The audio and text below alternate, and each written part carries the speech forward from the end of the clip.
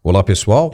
Que bom estar por aqui de novo. Sejam todos bem-vindos. Esse é o Mundial Telenotícias. E antes que você se esqueça, se ainda não for inscrito, se inscreva no nosso canal. Por favor, é muito simples e não precisa de cadastro nenhum. É só clicar no botão ali em cima e pronto.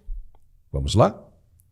No programa de hoje nós vamos mostrar que o presidente Lula resolveu, enfim, aparecer depois de muita pressão e especulações, e ele pareceu meio cambaleante, forçando a barra para dizer que está tudo bem. Nós vamos analisar esta questão de perto. É daqui a pouco, mas antes preste atenção no recado de nosso apoiador, que nós voltamos logo na sequência. Até já. Andrei, olá, tudo bem? Meu nome é Marisa. Eu vim falar um pouquinho da minha mãe. Ela sofria com dores, principalmente na coluna, hérnia de disco, mal dormia à noite com as dores e problemas também nas articulações, né? Com a mobilidade. E hoje, graças a Deus, ela se livrou das dores e os problemas das doenças reumáticas nas articulações. Graças a Deus, só tenho a agradecer a vocês. Olá, Paulo, é um prazer mais uma vez estar aqui para falar desse produto maravilhoso, ao qual ele vem trazendo muitos benefícios para as pessoas, para nós brasileiros.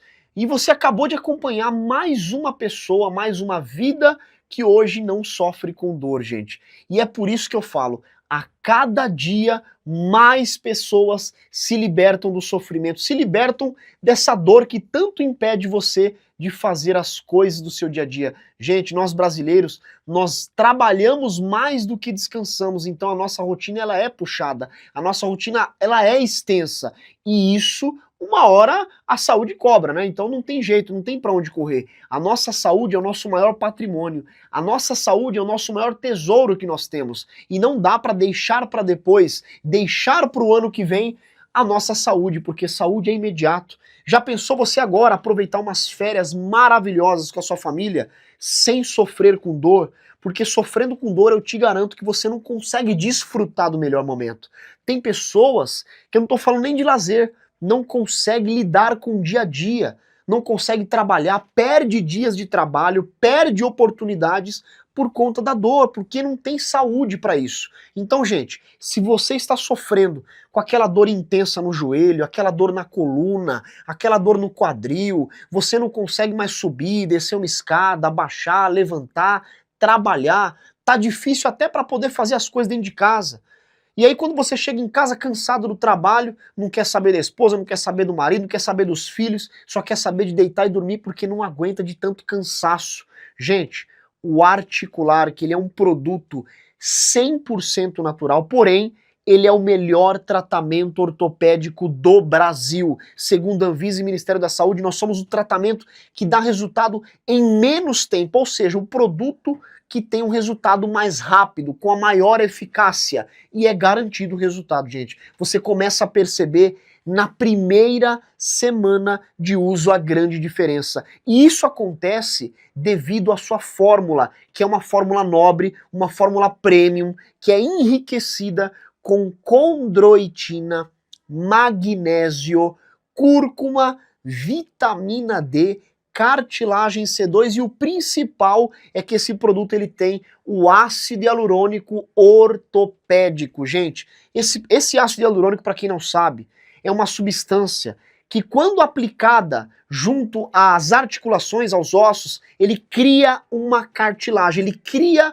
uma barreira de proteção, vamos dizer assim, para não bater o osso com o osso. Antigamente, os processos eram feitos com prótese, hoje não existe mais isso, não existe mais prótese, hoje é infiltração com ácido hialurônico. Só que uma infiltração ela é um absurdo de caro. Caro e dói também, porque é um procedimento invasivo, é uma agulha grande, é um líquido viscoso, tem que até colocar anestesia. E é chato você ficar indo para poder aplicar, é desconfortável. Você tomando o articular que você tem o ácido hialurônico, só que em cápsula, com melhor absorção e rapidamente ele faz a reconstrução. Então você que tem osso batendo com osso, desgaste nas articulações, batendo aí a coluna, raspando, e aí causa aquele atrito, aquela inflamação crônica que não passa com remédio nenhum. Você toma um remédio, até alivia um pouco, mas depois volta de novo. Por quê? O atrito tá ali. Não adianta ficar tomando remédio, porque o remédio não vai reconstruir a cartilagem. Você precisa fazer a reconstrução e o articular que faz isso para você. Tem artrite, artrose, bursite, tendinite, fibromialgia, LER. Sabe o que é LER? Lesão pelo esforço repetitivo. Pessoas que trabalham fazendo o mesmo movimento e causam inflamação. Se você está assim, ligue agora e aproveite o desconto especial de hoje. 0800 591 4391. 0800 591 4391. Hoje, para os 3.000 primeiros clientes que ligarem a partir de agora, eu vou dar um desconto especial, o mesmo desconto que eu fiz no Black Friday. Black Friday já acabou, foi mês passado, mas eu vou manter para hoje, para os 3.000 primeiros. Então ligue 0800 591 4391. 0800 591 4391. Ligação gratuita, e esse telefone ele também tem um WhatsApp. Se você não pode ligar, adiciona nos contatos, chama a gente no WhatsApp, é o próprio número do 0800.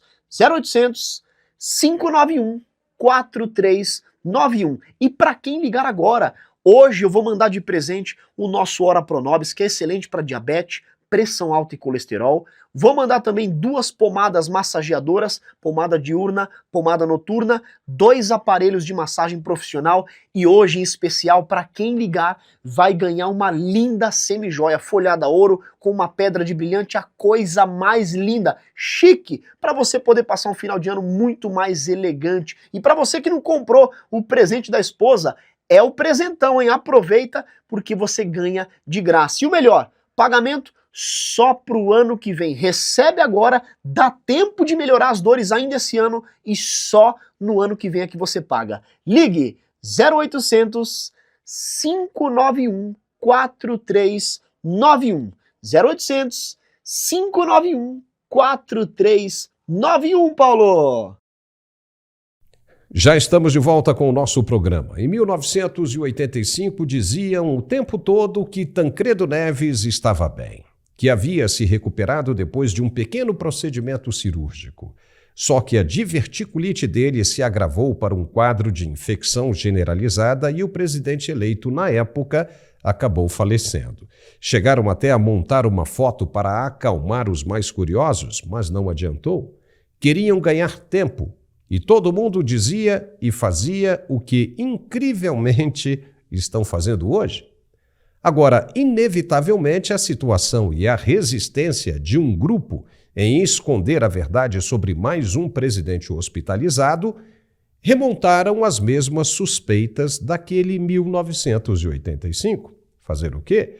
Todos os dias vimos e ouvimos notícias sobre a saúde do presidente. A mais nova é que ele retirou o dreno da cabeça e está pronto para voltar a Brasília e tocar o governo como se nada tivesse acontecido.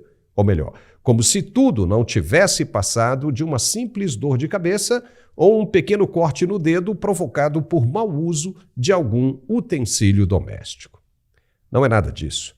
O presidente da República correu, sim, risco de perder a vida e teve de ser levado às pressas para o hospital. E se fosse algo sem muita importância, teria sido socorrido em Brasília mesmo. Dado a gravidade do problema, teve de ser transferido para São Paulo e para o Hospital Sírio-Libanês. O cara sofreu 2 furos no crânio na primeira intervenção e depois passou por mais uma via veia femoral. Ou seja, não é nada simples, como a tropa de choque estava tentando passar, principalmente para um senhor de quase 80 anos de idade. Mas diante de tanta pressão, a primeira-dama, Janja da Silva, resolveu gravar um vídeo com o presidente nos corredores do hospital. Ele realmente pareceu bem, caminhando com certa desenvoltura, acompanhado pelo médico e sorrindo, embora apresentasse um pequeno desconforto quanto ao equilíbrio. Vamos agora dar uma olhada no vídeo que foi divulgado do presidente no hospital. Veja aí.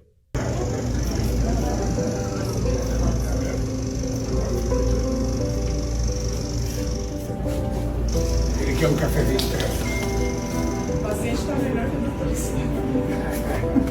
amor, muito amor.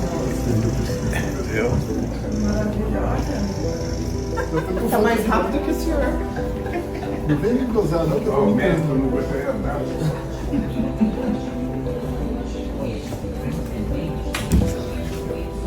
O procedimento em si, segundo os médicos, é realmente muito simples, porque não perfura o cérebro. Ele faz apenas um buraco na caixa craniana para retirar o sangue que está entre o cérebro e o crânio. Mas o problema é o que causou esse sangramento. É isso que tem preocupado bastante, o que não parece ser uma coisa simples, e há de se observar se isso vai acontecer de novo. Se acontecer, aí sim, será necessária uma cirurgia ainda muito maior. Bom, as imagens foram postadas nas redes oficiais do presidente. E na legenda ele disse o seguinte, abre aspas, agradeço por cada oração e palavra de conforto que recebi nos últimos dias. Janjinha me repassou todos os recados. Peço que fiquem tranquilos. Estou firme e forte, andando pelos corredores com Marcos Stavali, o neurocirurgião responsável pelo meu procedimento, conversando bastante, me alimentando bem e em breve pronto para voltar para casa e seguir trabalhando e cuidando de cada família brasileira. 2025 está chegando e temos muitos encontros pelo Brasil e pelo mundo.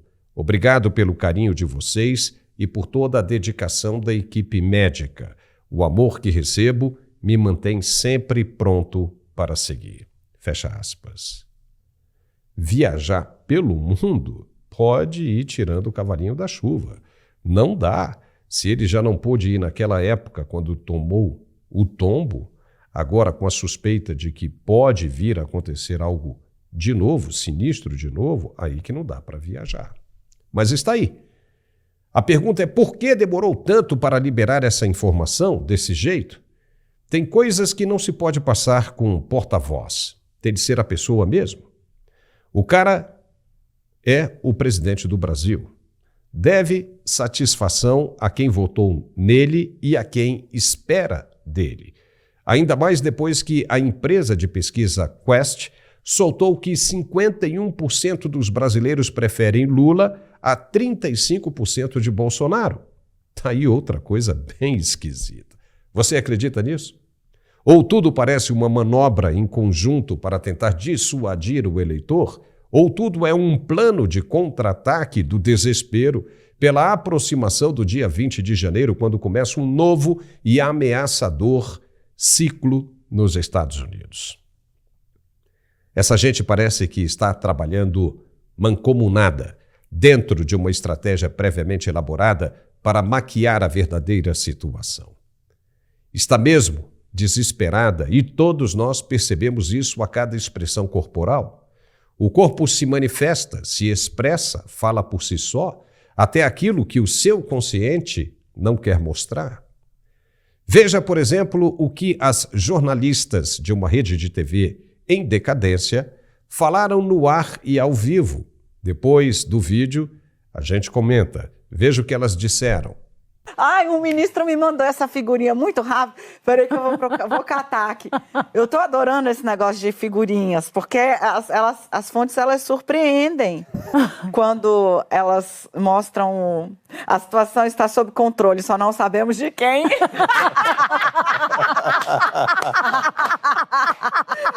amei a figurinha. É isso aí. É desse jeito. Viu aí? As pessoas expressam o nervosismo de maneiras diferentes. Umas se apavoram, outras entram em uma compulsão de risos que não conseguem controlar. O que foi justamente que aconteceu com as jornalistas e por aí vai.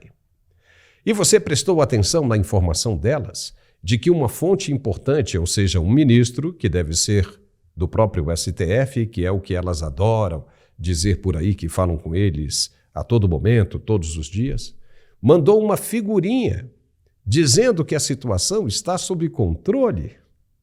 Só não se sabe de quem. Ou seja, a situação já saiu do controle de quem pensava que a tinha há muito tempo. E isso está sendo expressado em forma de desespero, ainda pelo que está para chegar. É como aquele que espera pela sua hora no corredor das penas. A verdade é que a situação saiu do controle mesmo, e é só uma questão de tempo para que a luz se apague de vez para esses que subestimaram as energias do universo. Quer ver só? O Banco Central elevou a taxa de juros para mais de 12%. Mas como assim, se os diretores foram indicados pelo próprio governo? Isso mostra que o culpado não é Roberto Campos Neto, presidente do banco, não é. É o governo que não sabe administrar. Campos Neto disse que o país entrou em uma emergência econômica, ou seja, não é mais uma crise, já passamos disso. Entramos em uma emergência e os diretores do Lula viram com os próprios olhos. Se nada for feito, vai tudo para o brejo e a situação já se mostra pior do que no governo Dilma. Mas onde se encontra o presidente da República neste momento? No hospital, se recuperando de um procedimento que requer cuidados e repouso depois. De uma coisa temos a plena certeza, que não há nada mesmo sob controle, como disseram as jornalistas desesperadas. Nada. Vamos fazer um outro intervalo agora para o recado de nosso apoiador e voltamos na sequência com mais conteúdo para você. É rapidinho. Até lá. Sempre um prazer falar com você e trazer um tratamento incrível, porque a gente sabe que o homem passa por muitas dificuldades no dia a dia. É o trabalho, o estresse, a rotina, o trânsito, isso daí deixa qualquer homem muito cansado. E o Max Viril em uma cápsula é uma explosão de vitalidade. O Max Viril Premium tem ajudado muitos homens a tratar, Paulo, ejaculação rápida. A gente sabe que isso aí é um constrangimento. O homem prepara aquele tempo especial, fica preparado, tem vontade, mas não adianta ter vontade de entrar despreparado, porque aí 5, 10, 15 minutos, pronto, acabou. E o Max Viril Premium, gente, a primeira coisa que ele vai fazer é prolongar o seu tempo de ação, aumentar a resistência, ou seja, você consegue ter o controle do seu corpo, o controle da ereção, consegue namorar por mais tempo sem falhar, sem nenhum constrangimento, e é natural, principalmente porque o homem depois dos 30 anos, Paulo, ele também tem uma queda muito grande de testosterona.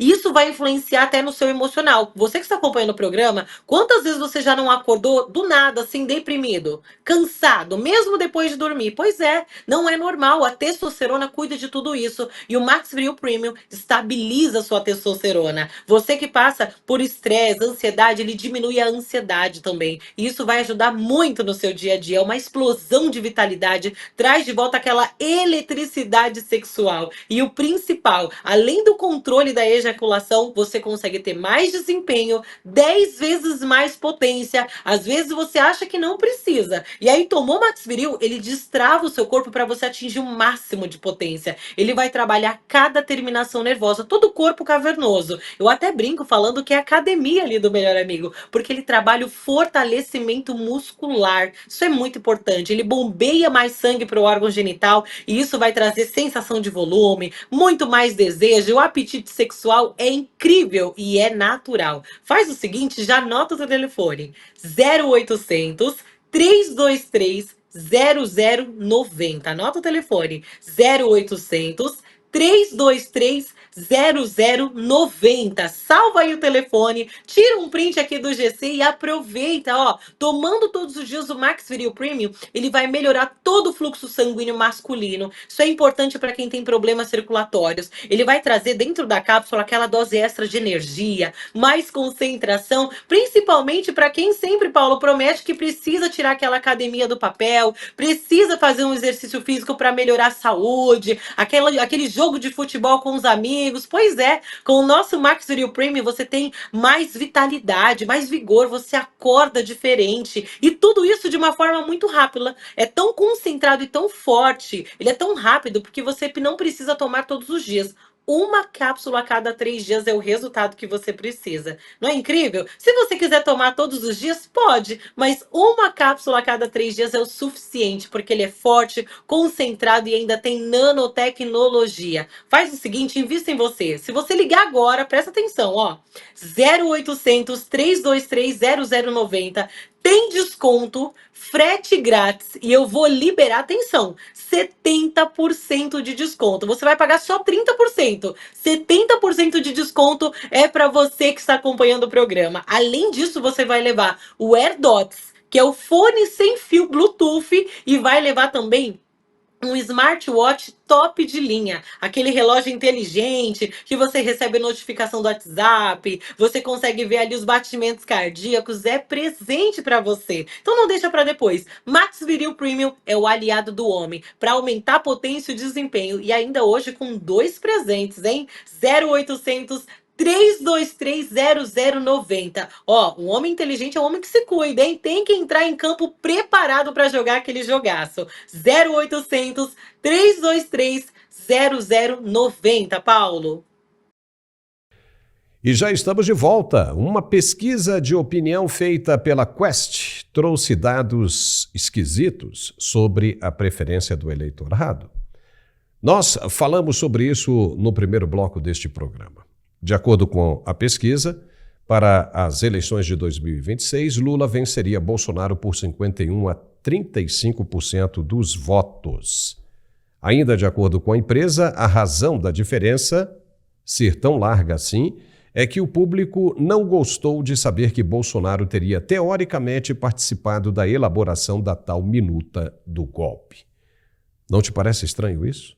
Primeiro que a empresa está soltando os dados a conta-gotas, dias seguidos, enquanto Lula segue hospitalizado no Sírio-Libanês.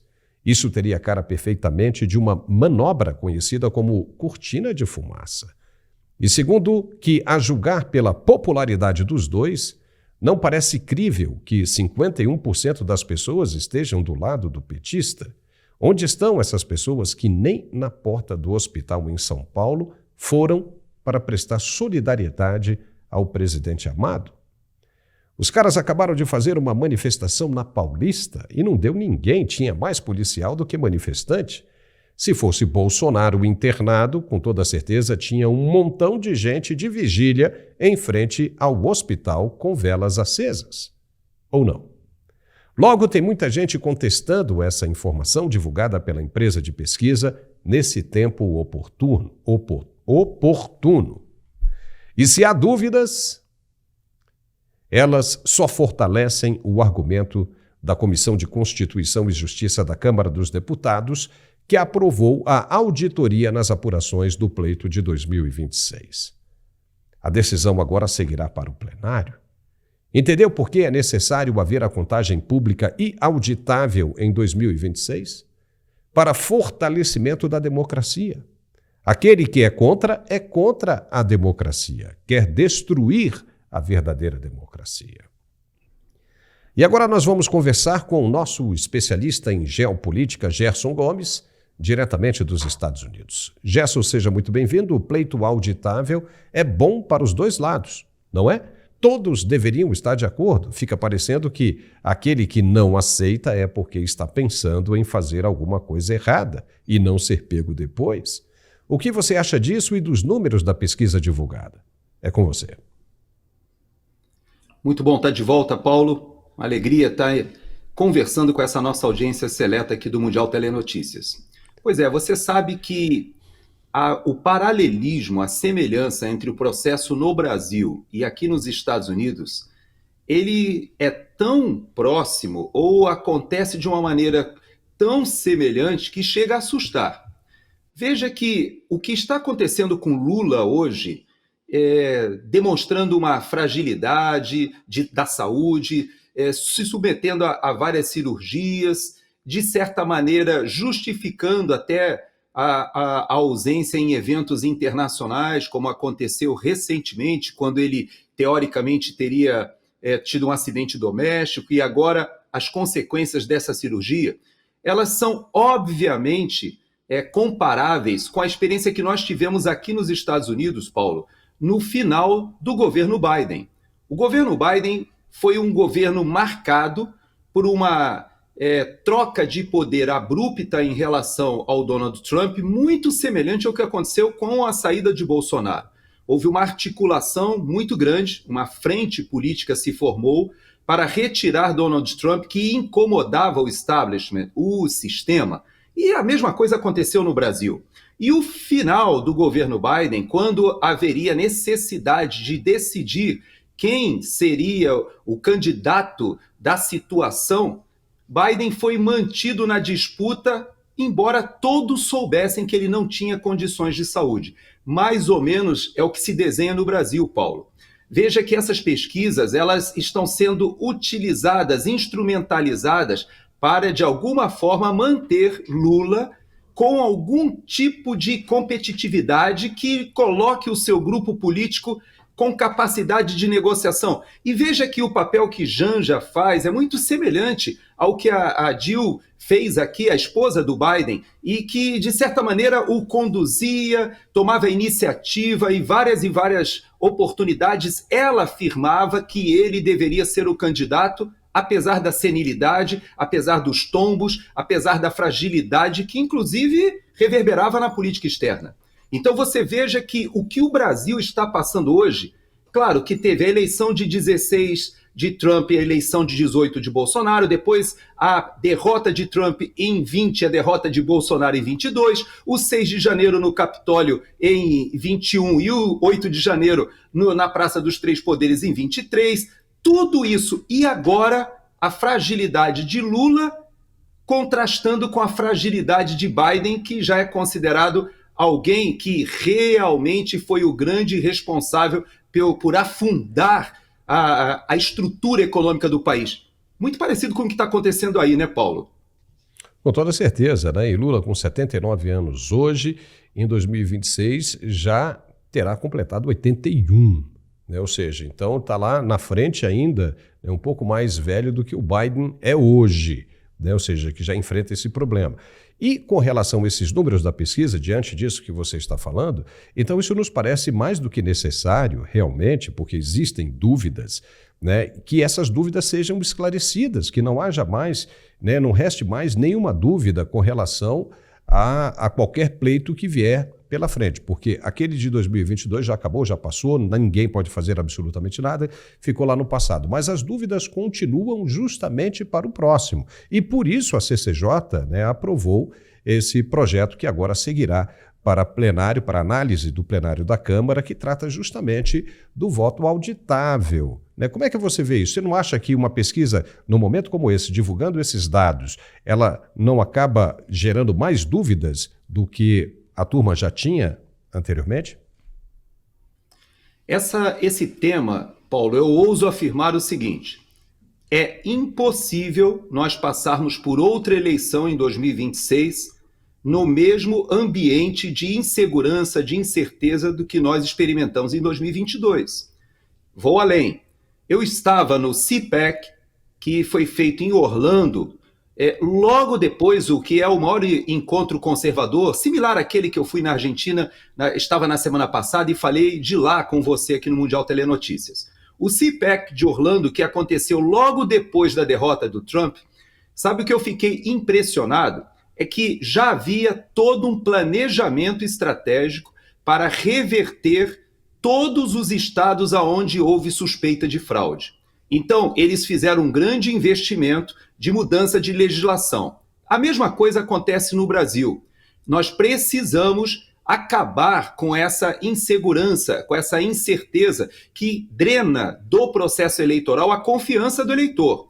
Ainda que você tenha metade do país, aqui nos Estados Unidos ou no Brasil, feliz com o resultado, se nós não tivermos um processo altamente confiável, a outra metade desconfia e não considera honesto aquele processo. Veja que Trump venceu, assim como Bolsonaro venceu em 2018, e logo depois, tanto Bolsonaro em 2018 como Trump agora em 2024, logo depois da vitória, ambos falaram sobre a reforma do processo eleitoral. Você sabe por quê, Paulo? Porque aqui nos Estados Unidos, A Kamala Harris, ela não conseguiu vencer em nenhum estado onde foi exigido o ID, a identidade, ou seja, o eleitor comprovando que ele está registrado, ele mora naquele county, ele de fato é um eleitor cidadão americano.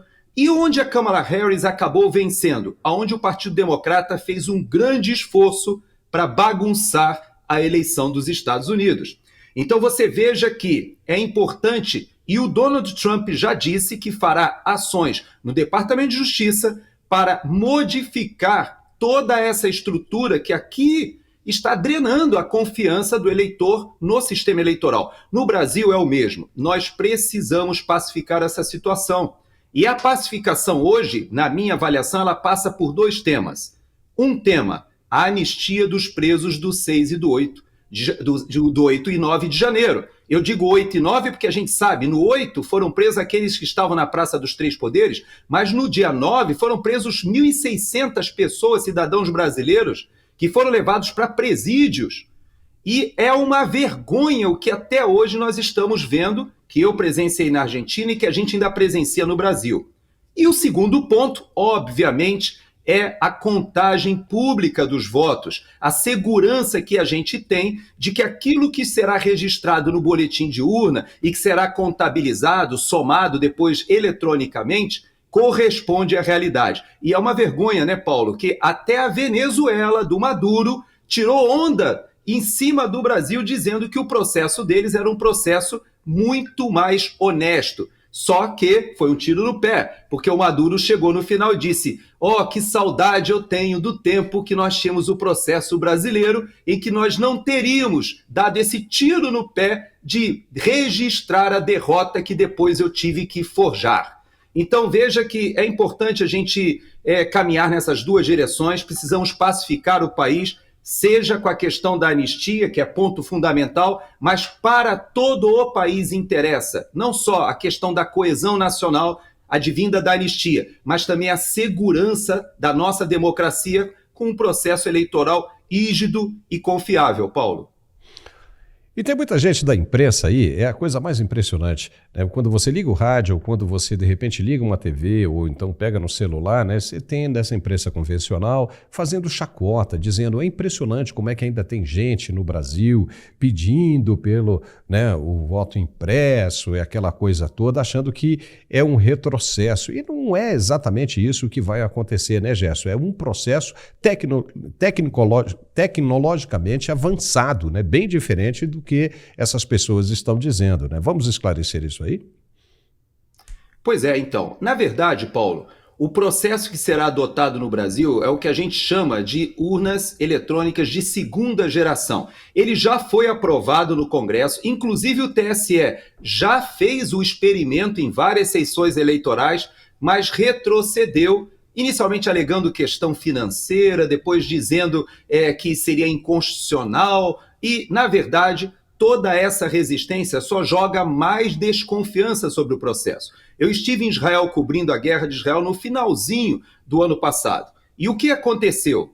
Lá eu perguntei ao parlamento de Israel, que é uma referência em toda a região, como é que eles faziam o processo eleitoral. E eles, que são uma referência tecnológica no mundo, inclusive são o país mais avançado em defesa cibernética, em contra-inteligência por meio eletrônica, em cyberspace, controle de realmente tudo aquilo que a gente conhece hoje dos filmes de tecnologia de ponta, Israel continua votando em cédulas de papel. E eu perguntei: por que é que vocês não adotam um processo mais moderno, mais atualizado? E ele disse: exatamente porque nós conhecemos o cyberspace, a tecnologia, e sabemos as vulnerabilidades, nós queremos ter um processo que toda a população, os vencidos e os vencedores, confiem. Então você veja que já existe tecnologia, claro, o Brasil ele está muito atrasado. Há províncias na Argentina, por exemplo,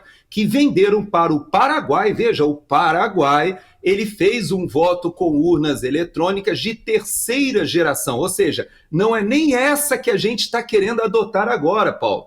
é a terceira geração, que usa chips, que faz a leitura das máquinas e faz o controle, faz a contagem pública, mas com o auxílio de uma tecnologia um pouco mais avançada. E aqui nos Estados Unidos, Paulo, o Donald Trump ele já encomendou para o Elon Musk uma proposta de votação que seja registrada em blockchain.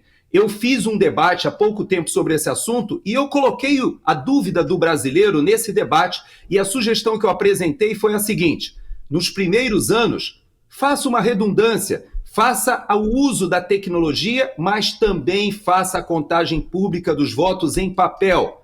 Ou seja, o impresso, aquilo que a máquina imprimiu, você pode conferir, como na Venezuela. Na Venezuela, Paulo, era feita por amostragem. Verdade seja dita, como era feito? Se você tinha uma sessão com 5 urnas, 2 seriam feitas a contagem pública dos votos e conferido com o boletim de urna. Como era eleita essas 2 urnas na hora, ou seja, era uma votação e às vezes um sorteio na hora, o que acontecia? Você nunca sabia qual era a urna. No Brasil, a proposta que foi aprovada é que a contagem pública seja feita total, não por amostragem, o que é muito bom para resgatar a confiança do brasileiro. Não tem problema nenhum, essa obsessão pela velocidade do resultado, o retardo é mínimo, vai ser de alguns minutos e talvez algumas horas, mas pelo menos, Paulo, todos ficarão confiantes, porque aquilo que aconteceu em 2022, que foi pior ainda quando o Tribunal Superior Eleitoral proibiu as pessoas de discutirem, de falarem, inclusive arrolou agora, não sei se você viu, entre os indiciados desse processo agora recente, está o argentino, aquele que fez o vídeo, que divulgou justamente as dúvidas que vieram do próprio sistema eleitoral, do cálculo, da aritmética, da estatística feita em cima dos dados divulgados pelo próprio TSE. Então você veja que é importante a gente avançar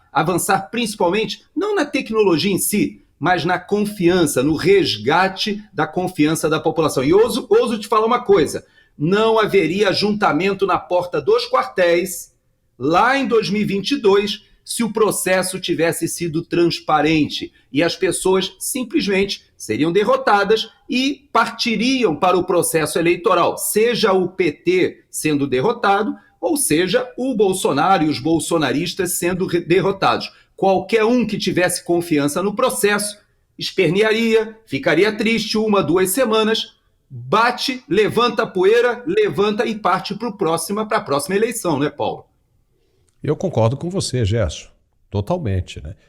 E a questão do Lula que apareceu andando no hospital? Será que ele vai ter condições mesmo de continuar despachando no Palácio do Planalto? Você sabe que a grande dúvida que eu tenho em relação a esse assunto... Bom, primeiro são 2 idiosincrasias brasileiras, né? Veja que quando o presidente sai do país, com toda a tecnologia que a gente tem, celulares, os aviões com rede na internet, o presidente saiu do país, a nossa legislação é tão antiquada que aí ele tem que passar a presidência para o vice. E se o vice estiver concorrendo a algum cargo eleitoral, lembra disso? O vice tinha que arrumar uma viagem. Não, eu vou dar um pulinho ali na Argentina, eu vou ali no Paraguai, e aí o presidente da Câmara tem que assumir. Aí se o presidente da Câmara também está concorrendo à reeleição de alguma coisa, não, peraí que eu vou ali, então eu vou fazer um compromisso ali nos Estados Unidos, assume o presidente do Senado. Isso é ridículo. Com toda a tecnologia de hoje em dia, porque o presidente está num avião em outro país, você tem que passar a presidência? Agora, em contrapartida, quando o presidente está doente ou está numa cirurgia, está passando por qualquer tipo de privação de saúde ou que precisa realmente de um tempo para se recuperar, qual é o problema? Qual é o demérito de passar para o vice-presidente? Então você veja, a gente tem um preciosismo na questão geográfica e não tem esse mesmo cuidado quando o presidente está fora das suas condições. Mas eu digo para você que aquilo que eu falei no início, eu recupero. A gente viveu a mesma coisa em relação ao Biden. No nosso caso aqui, é por causa da Kamala Harris. Ninguém queria ver a Kamala Harris como a comandante em chefe das Forças Armadas do maior poder militar, da hegemonia militar do planeta. todos tinham medo. Você sabe que tanto democratas quanto republicanos, eles tinham um receio muito grande do Joe Biden não conseguir chegar no final, dizendo, já pensou se o Biden bate realmente as caçoletas e vai embora e a Kamala Harris assume? Já pensou se o Biden nessa senilidade, numa dessas apresentações que às vezes ele saía pelo lado errado, falava besteira, tropeçava, já pensou se ele tem um piripaque? Aqui a gente tinha uma preocupação porque sabia-se que a Kamala Harris não era aquela pessoa preparada para a presidência da República. Mas não é que quando tiraram o Biden, foi ela que o Partido Democrata acabou escolhendo para ficar? Mais ou menos como que aconteceu com a Dilma quando sucedeu o próprio Lula. Ela não tinha a capacidade e, apesar disso, concorreu. No Brasil, nós temos uma coisa muito parecida. Está se mantendo Lula, mas eu vou te dizer uma coisa, eu tenho uma desconfiança, tomara que seja apenas uma desconfiança, de que Lula e Alckmin, quando se juntaram para derrubar Bolsonaro, houve algum tipo de acordo, Paulo. Eu creio que Lula e Alckmin não estariam jamais numa mesma chapa, olhando o passado dos dois. Então, se houve um acordo, se existem forças internacionais que estão subsidiando essa amálgama tão estranha entre o PT e aquilo que representa a Alckmin em São Paulo, eu creio que pode ter havido um acordo do tipo: você governa 2 anos, a gente te descondena, a gente te traz de volta, você fica 2 anos e depois passa a bola, passa a faixa e eu fico os outros 2. Se for isso mesmo que vai acontecer, que a gente não sabe, mas se realmente for isso que foi combinado lá atrás, então Alckmin terá a possibilidade de realizar aquele sonho que ele tem, que jamais seria alcançado, de colocar a faixa presidencial e ver o retrato dele ali na galeria de ex-presidentes, Paulo. E se passar essa oportunidade, já era, bau. Pelo jeito, nunca mais vai ter de novo. Agora você falou uma coisa interessante, né? Que pode ajudar a fomentar. Nós estamos aqui conversando e agora nós estamos trocando ideias, analisando as situações e as possibilidades que podem advir aí pela frente. Por exemplo, nós temos aí a confirmação da investigação da compra dos caças Gripen aí pelo governo Lula. O Departamento de Justiça americano está tocando isso, ainda é um departamento sob o comando dos democratas, mas Donald Trump já disse que vai dar continuidade, celeridade a esse processo. Se alguém tem culpa no cartório, deve estar sentindo o chão tremer.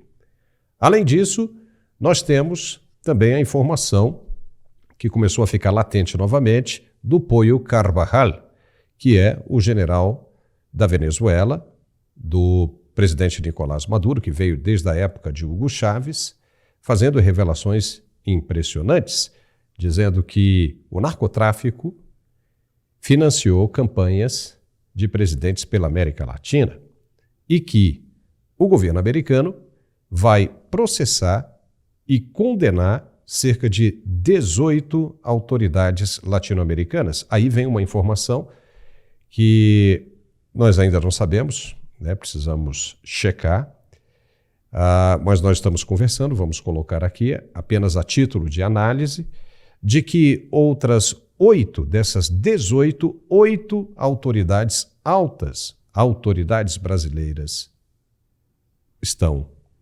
citadas, estão envolvidas. Então, aí quem tem culpa no cartório, mais uma vez, sabe do que pode acontecer.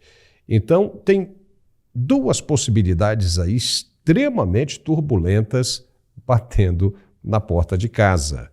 E como é que vai ficar essa situação? Como é que você analisa isso? Veja o seguinte, esses dados que você está falando, tanto do Hugo Carvajal quanto dos contratos da Gripen, né? Ou seja, feitos com a Suécia, dentro de um contexto, inclusive, em que a Suécia não integrava a OTAN, mas agora a Suécia está na OTAN, e por isso ela se vê obrigada, ou pelo menos integrada, em uma série de contratos militares que tem os Estados Unidos, obviamente, como os grandes protagonistas. Mas você sabe que é interessante que esses dados que você está mencionando, eles já eram do conhecimento do governo Biden. Então, qual era a diferença do tratamento dessas informações para o que vai acontecer com o Trump quando ele trocar os times? A diferença é uma só. É que Lula foi apoiado pelo governo Biden e essas informações que você mencionou, que advém inclusive da Lava Jato, a Lava Jato confirmou muito disso que você está falando, está, de certa maneira, conectado com as condenações do BNDES, das empreiteiras brasileiras, de tudo aquilo que o Foro de São Paulo fez. Isso que o Hugo Carvajal fala é apenas uma parcela do financiamento desse projeto político. Essa parcela é particularmente preocupante para o governo americano porque ela tem a ver com o narcotráfico. O financiamento das Farc, do narcotráfico, tanto no Peru quanto na Bolívia, dos governos que foram implantados pelo Foro de São Paulo, segundo um planejamento que foi gestado por Lula e Fidel Castro lá atrás, e executado depois com a ajuda de Hugo Chávez e do próprio atual ainda, que ainda está lá, Daniel Ortega, e todo esse grupo. Tinha o Rafael Correia, que hoje está exilado na Bélgica, tinha o próprio Evo Morales, que hoje também está afastado da política, acho difícil que ele consiga voltar, a própria Cristina Kirchner, que agora foi condenada a 6 anos, deixou o poder na Argentina, o próprio Mujica no Uruguai, que já está velhinho e tal, mas agora retomaram ali um fôlego nessa última eleição no Uruguai. Então, de fato, você tem toda a razão. Agora, por que é que o governo Biden apoiou Lula para retirar Bolsonaro, que era uma espécie de mini Donald Trump na América Latina, no que diz respeito a jogar areia nessa engrenagem globalista? Por mais incrível que pareça, Paulo, eu creio que o governo Biden tinha essas informações mais para chantagear Lula do que para realmente exterminar essa influência. Eles usavam esse conhecimento do Hugo Carvajal e estavam retardando o julgamento do Hugo Carvajal e até o conhecimento que eles tinham desses contratos da gripe e de tudo que a Lava Jato mostrou com os acordos de leniência, inclusive porque são empresas que são listadas aqui na Bolsa de Nova York.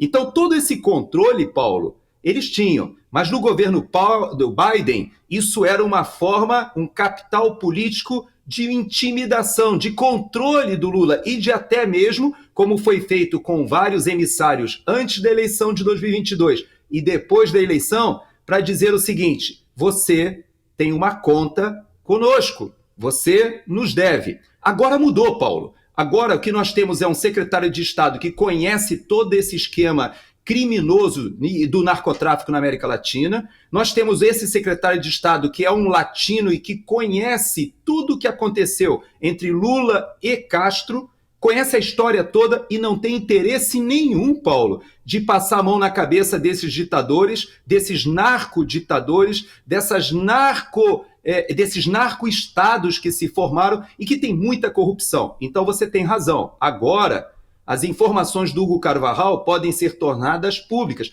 Assim, eu acho importante que a gente faça essa ressalva também, que os Estados Unidos não são nenhuma, vamos dizer assim, uma referência de moralidade. Agora aqui, o Trump também está prometendo que o próprio indicado dele para o Departamento de Justiça, o coordenador do FBI, vão trazer à tona as listas, por exemplo, do Epstein, que suicidou-se na cadeia e que todos sabem que aquele esquema de pedofilia que ele capitaneava tinha muitos políticos famosos, até inclusive pessoas da família real inglesa, vários empresários e políticos importantes aqui. E nós temos tudo isso agora vindo à tona. E aí eu te pergunto, se eles estão dispostos a mostrar os podres daqui da corrupção do Partido Democrata, você acha que eles vão poupar Lula, Paulo? De maneira alguma, né? E com relação ao presidente da Venezuela, já que nós estamos falando disso, o governo americano deu até o dia 10 de janeiro para Nicolás Maduro deixar o governo. O que isso representa, Gerson? Essa é uma conexão direta que eu poderia fazer, não somente com a questão do Departamento de Estado, porque a gente sabe que de fato será uma mudança radical, mas eu tenho que te dizer também que a influência da própria presença do Donald Trump na geopolítica mundial é impressionante. Veja que ele não assumiu ainda e tudo está mudando. Por quê? Porque Biden e a política externa do Partido Democrata eram essencialmente alinhadas aos interesses globalistas. Ou seja, para eles, o que acontece no Oriente Médio, muitas e muitas vezes sofre a influência de grupos anti-sionistas que são contra Israel. Alguns desses grupos, paradoxalmente, são financiados por judeus, como o próprio George Soros, por exemplo. Mas esses grupos que estavam peleando, brigando aqui dentro dos Estados Unidos, eram grupos que foram responsáveis, por exemplo, por aquela saída atabalhoada, ridícula do Afeganistão. O crescimento do Irã no Oriente Médio acontece por uma fragilidade do governo Biden. A guerra na Ucrânia acontece por uma fragilidade do governo Biden. E você veja, quando Bashar al-Assad, em 11 dias, ele deixa o governo, o país praticamente em paz. Eu não sei se você observou, mas o Bashar al-Assad, ele em 11 dias foi convencido a deixar o governo, mas não houve guerra civil, não houve grandes violências. Houve vários, inclusive, jornalistas que já entrevistaram essa nova liderança, chegaram lá e encontraram o palácio do Bashar al-Assad tudo limpo, nova administração, assumiram outros. Esse grupo, inclusive, disse que manteve grande parte dos ministros, dizendo, olha, até que a gente encontre outro, vocês vão tocando. Como é que aconteceu isso, Paulo? Simplesmente porque a Rússia, que mantinha Bashar al-Assad, ela evaporou. O poder da Rússia, simplesmente com a chegada, com a iminência da chegada de Donald Trump, já se sabe que a Rússia terá que negociar o fim da guerra da Ucrânia e a influência dela na Síria. A Rússia tem duas bases, uma base naval e uma base aérea na Síria, que são muito importantes. Mas me causou estranheza também que houve toda essa mudança e as bases deles estão lá, ainda mantidas, não sei por quanto tempo. Mas o fato, Paulo, é que essa influência, essa projeção de poder da Rússia diminuiu muito com a chegada, com a perspectiva de chegada do Donald Trump. E por que eu faço esse paralelismo? Só existe um país hoje que sustenta realmente o Maduro no poder na Venezuela. E esse país é a Rússia, não é a China. A China, ela tem interesses econômicos, mas eles são muito pragmáticos, Paulo. Eles são muito espertos. Eles já perceberam que esse barco está furado e está afundando. E eles têm investimentos no Peru, que, por exemplo, está contra o Nicolás Maduro. Eles têm investimentos no Chile, dois países que estão com a esquerda, que também estão contra o Maduro. Eles já perceberam que não vale a pena sustentar esse governo. E a Rússia, que fazia esse papel, e o Irã, que fazia esse papel com o Hezbollah, simplesmente, Paulo, estão tão fragilizados ali no Oriente Médio, que agora eu imagino que o Nicolás Maduro também está se preparando para aquela famosa que eu de vez em quando lembro você, que é mais ou menos da minha idade, da saída do leão da montanha. Saída pela esquerda e vai se mandar. Eu só tenho dúvida se ele vai para a Turquia, como ele realmente havia se preparado. Ele já posicionou grande parte, uma quantidade muito grande de ouro na Turquia. Existe uma ponte aérea de Caracas para Ankara. Muitos dizem que é questão de tempo para que ele saia, não sei se ele vai para lá realmente, até porque a Turquia agora, ela praticamente entrou em conflito com os russos, traiu os russos ali na guerra da Síria. Ou seja, o conflito na Síria, ele coloca a Turquia e a Rússia em lados diferentes. Então não sei como será essa saída do Maduro, se ele vai direto para Moscou, se juntar ao Bashar al-Assad. Uma coisa eu sei, Maduro, Bashar al-Assad, Lula, Daniel Ortega, Gaddafi, o Irã, não só do Ayatollah atual, mas até dos presidentes, como o Ahmadinejad, que o Lula em tantas vezes incensou. Todo esse grupo que se dizia ali do sul global, do mundo multipolar, parece que isso está desmoronando só com a possibilidade de, a partir de 20 de janeiro, Donald Trump retornar à Casa Branca, Paulo. E o Sergei Lavrov, ele já disse logo, fomos nós não, foi ele, o Lula, já passou a bola. Gerson, vamos ficar de olho em tudo isso, tá? Muito obrigado por sua participação aqui conosco mais uma vez e semana que vem tem mais. E muita coisa vai rolar ainda nesse finalzinho de ano e início de 2025. Um grande abraço e um ótimo fim de semana, hein? Para você também, Paulo, e até segunda-feira, se Deus quiser. Amém. E nós ficamos por aqui com esse programa de hoje. Mais uma vez, se você gostou, nos dê um like e não deixe de se inscrever, por favor, porque é muito, mas muito importante para nós mesmo, de verdade. Conto com a sua ajuda. Muito obrigado pela companhia, um bom fim de semana e nos vemos de novo na segunda-feira. Até lá!